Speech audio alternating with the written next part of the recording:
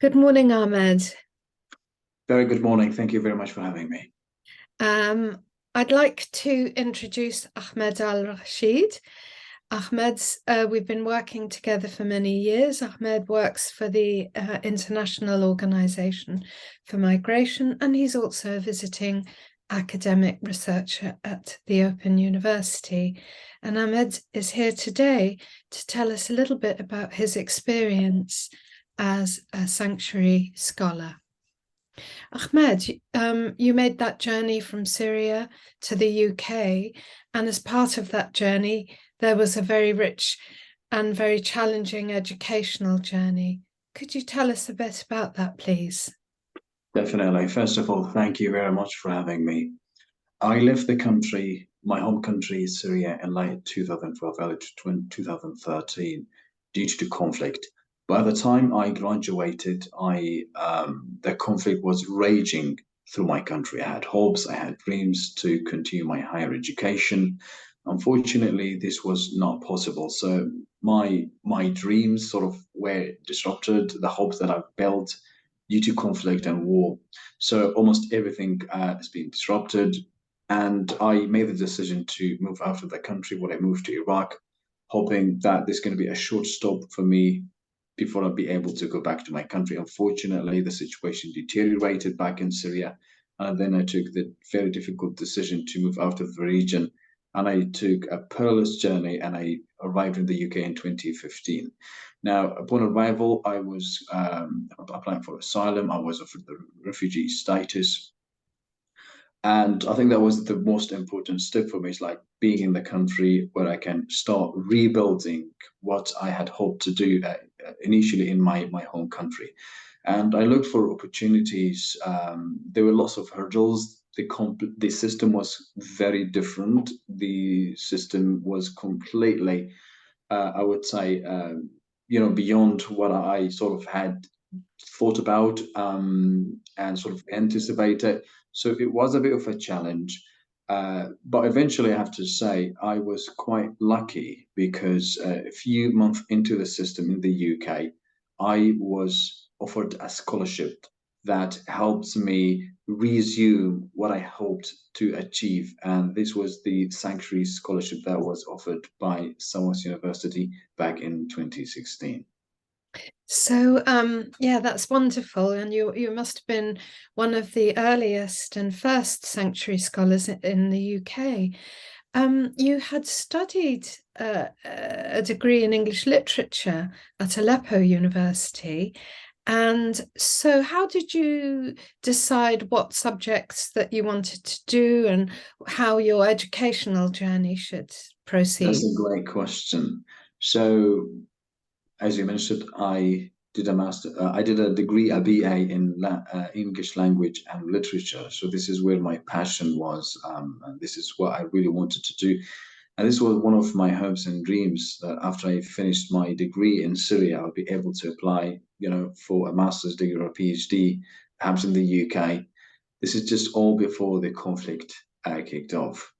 Now, unfortunately, that dream came true at an expense. The country went into a brutal conflict, and I was forced, as I mentioned before, to leave the country, which changed quite a lot of things for me. So I moved to Iraq, and I was able to join the United Nations. So I worked for the United Nations, got hand-on experience working in migration, in conflict.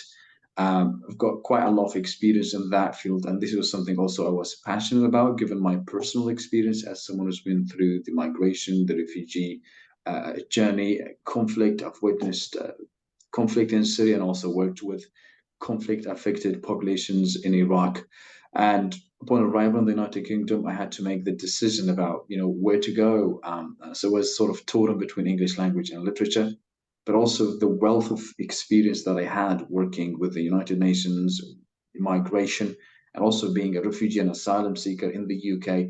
So I've made the decision to go with a master's degree in violence, conflict, and development.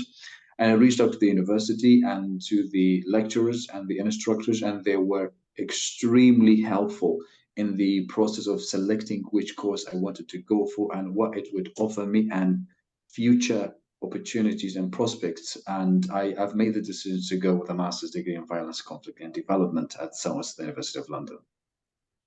Thanks, Ahmed. So, to wrap up, I mean, we're here today to discuss some of the opportunities and challenges that refugee and asylum seeker students face and how the OU can best support them.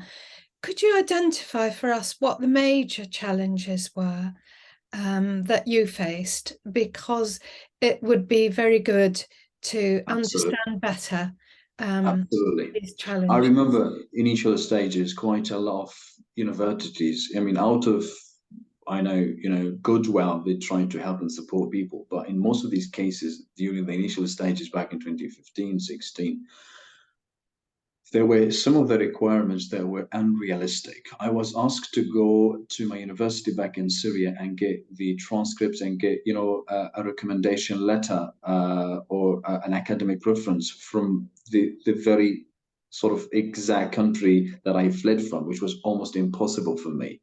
I've been asked also to, get documentations from the country, like I've got scanned copies. They ask for physical copies. In some of these cases, when I made the journey, most of my copies were destroyed. I had to give up on these. Some of them were stolen from me. So this was one of the challenges that I had to go and speak to some universities about some of the challenges that people face. When people flee their homes. When I fled, I didn't have a passport. I didn't have my ID. I didn't have nothing on me because of the conflict.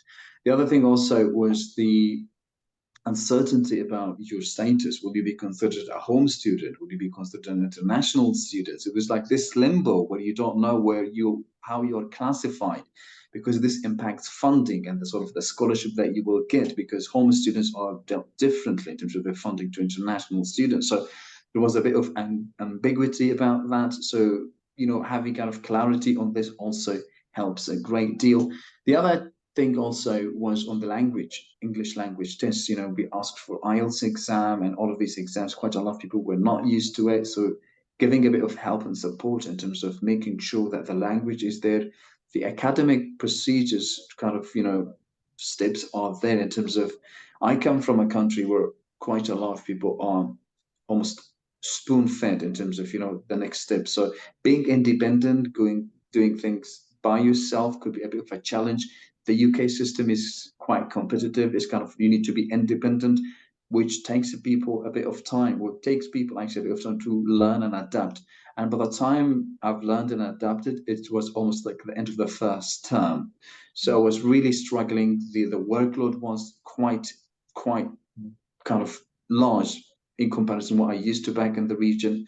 I really needed support with language. I needed support understanding, like accessing libraries online. Is all new experience, borrowing.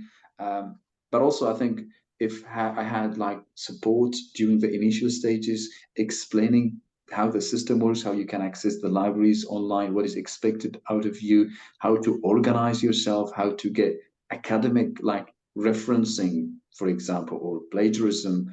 These are all things that I was sort of not aware of in great detail, and I think would have made a huge kind of difference during the initial stages if I've informed about this early on in my journey. But I have to say, after some time and dedication, I was able to overcome these hurdles, and it ended up being one of the most wonderful experiences of my entire life. I managed to get a master's degree, and it opened up so many doors for me. And I'm so grateful for that opportunity. Because of that opportunity, now I have, so many doors open to me. That's wonderful. Ahmed, just one quick question towards now as we end, and that is that the OU, of course, is distance learning. And for many people coming from different parts of the world, as you pointed out, learner self-teaching and learner-centered degree courses are quite unusual. What do you think are the specific kinds of challenges that Open University in particular faces in supporting its students from those backgrounds? I think that's a great question. First of all, I think being mindful of the fact that people must not appreciate online distant learning, they might take it as seriously. They might not see it as valuable as it is. But I think the last 2.5 years or 3 years or so, life world has changed so much. The pandemic has like online learning, schools, children attending schools from home. So there are lots of opportunities there for, I think, for universities to sort of offer like it offers flexibility to quite a lot of people who might be already working, got commitments, family, childcare responsibilities. But I think also perhaps trying to perhaps show the benefits that it's not less than attending a university like in person on campus. In fact, it could be to your advantage because this could be more flexible, can have more opportunities. And perhaps one of the things could be perhaps adapting a hybrid model where it could be like 60-70% online, but could have some interaction face to face at some point every now and then so people can meet, relate. I think that could be one of the options. The other challenge could be also digital literacy. For some people could be a bit of a challenge. Quite a lot of people had access to information on their mobile phones. So using laptops, browsing online could be new experiences to some people that they would need a bit of time to adapt and adjust. Thank you very much, Ahmed, and thank you too for all the support that you're giving us in the scholarship project, whereby we're tracking the progress of our new cohorts of sanctuary students. And we're going to hear a bit more about that now. Thank you. Thank you.